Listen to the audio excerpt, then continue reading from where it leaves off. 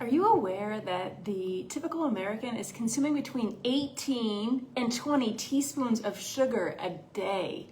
Oh my gosh. If we add this up over the whole year, the average American is consuming about 60 pounds of sugar. Now, we all know that sugar consumption is bad for us.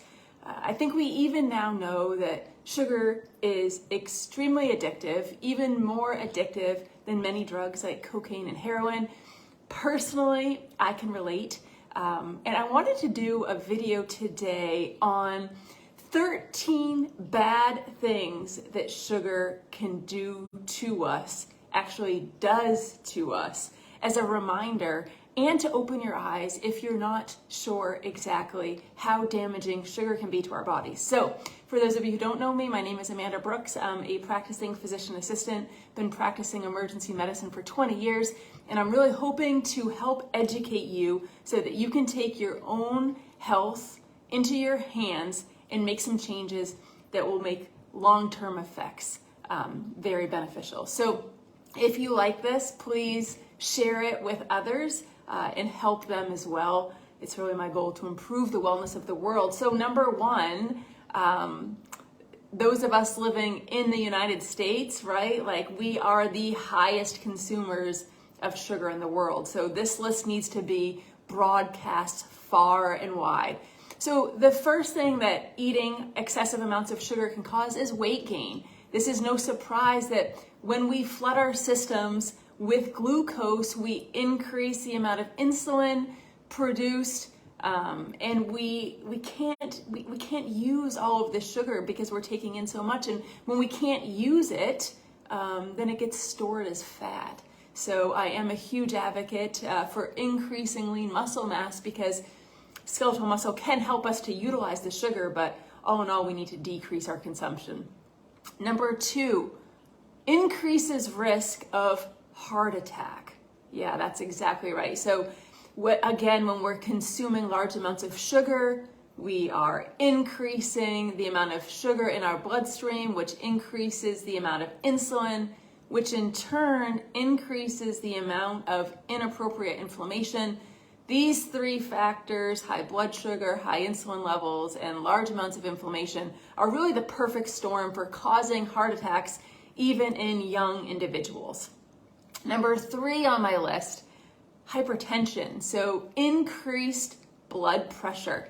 So many Americans are sadly suffering from hypertension, and many are attributing this to salt intake, when in fact we should take a look at sugar consumption specifically, because as we're increasing sugar, insulin, inflammation, this is causing us to retain fluid, and when we're retaining fluid, this is causing an elevation in our blood pressure. There's some new research emerging that actually shows that excessive glucose consumption is more of a risk for hypertension than high salt intake. Number four on the list, diabetes type 2. Now, this isn't even including those of you who are pre-diabetic. In other words, have a blood sugar that's hovering around, 110, 120, or those of you who are hyper-secreting insulin. This isn't even accounted for. So again, when you're consuming large amounts of sugar and you're secreting insulin and you can't utilize all of the sugar, then you're having an excessive amount of sugar in your bloodstream, which is leading to type 2 diabetes. Number five on the list is high triglycerides. So this is absolutely a risk factor for coronary artery disease and stroke, and it is absolutely dependent on what we're consuming. High consumption of carbohydrates break down to sugar. And so this can lead to high triglycerides, increasing risk for many other disease processes. We used to think that this was absolutely related to meat consumption and high fat consumption. We're seeing otherwise now with the latest research. And again, we're consuming, oftentimes we're thinking that consuming candy and cakes and cookies, that's the sugar consumption. But foods that we don't even realize are high in sugar, like white potatoes, spaghetti, basmati rice, these are things that also turn to sugar in our bloodstream, so we need to be aware.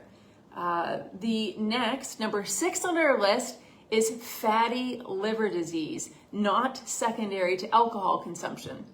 Okay, so oftentimes you guys are coming into the emergency department with right upper quadrant pain. I think that you might have gallstones, and so we might do an ultrasound, we might do a CT scan, and I'm seeing so many livers that are infiltrated with fat.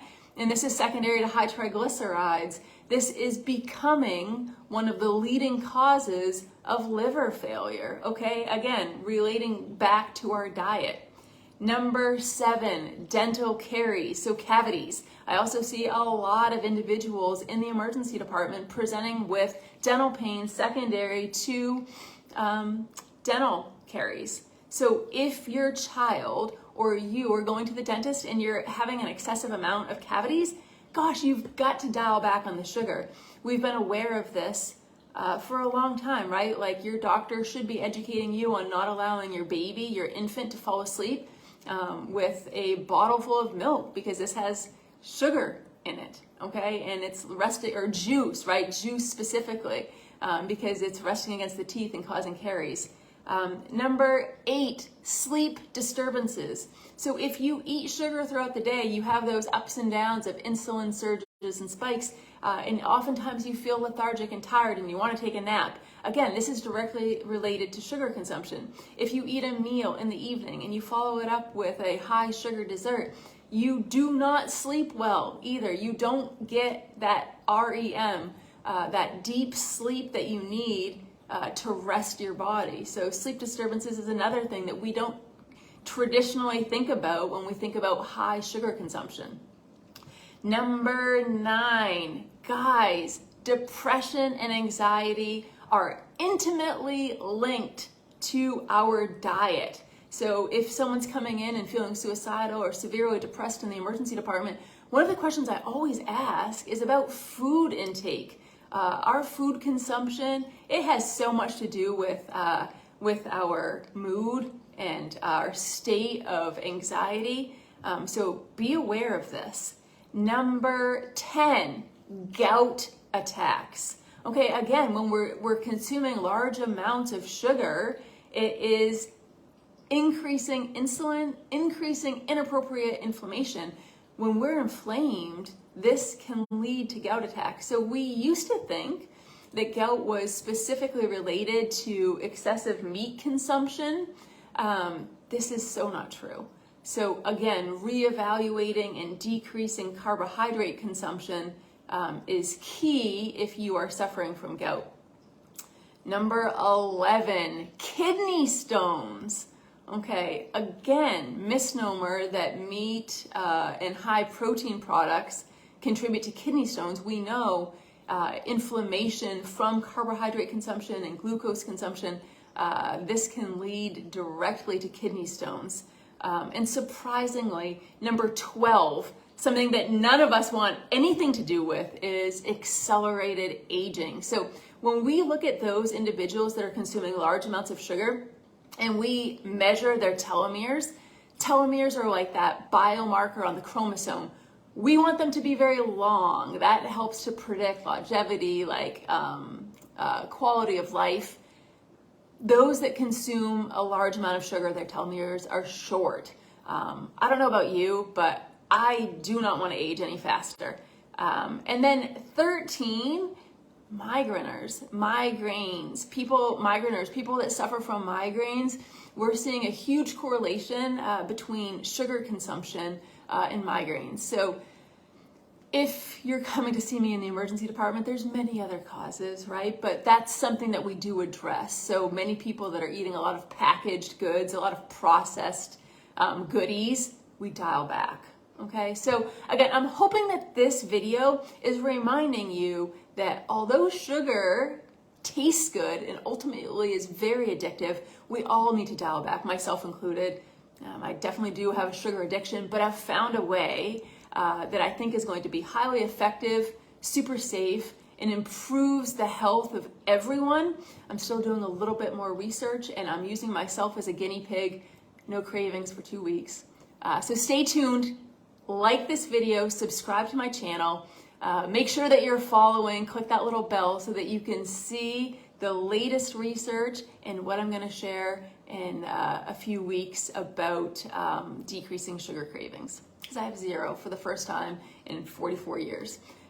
Anyway, be well, talk soon.